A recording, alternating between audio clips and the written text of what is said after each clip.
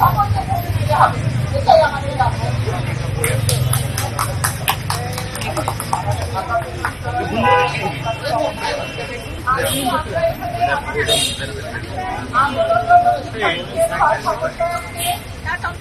আরো কথা হয়েছিল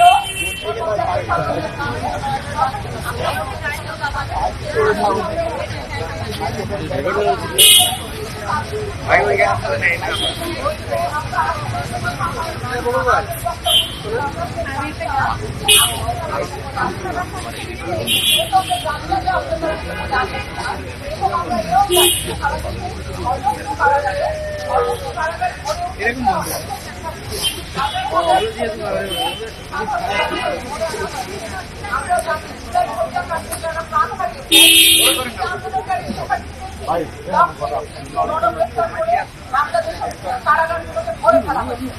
এই অবস্থা আজকে থামতে হবে।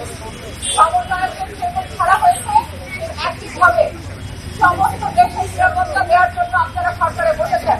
আমাদের সন্তানদের রক্তে বাংলাদেশের রাজপথ রাঙানোর জন্য আপনাদেরকে আমরা ওখানে বসিয়ে রাখি। আর এই জন্য আপনারা ক্ষমতায় নাই, আপনারা ক্ষমতায় আসেন কারণ বাংলাদেশের জনগণ আপনাকে ওইখানে রেখেছে, এখনো পর্যন্ত রেখেছে।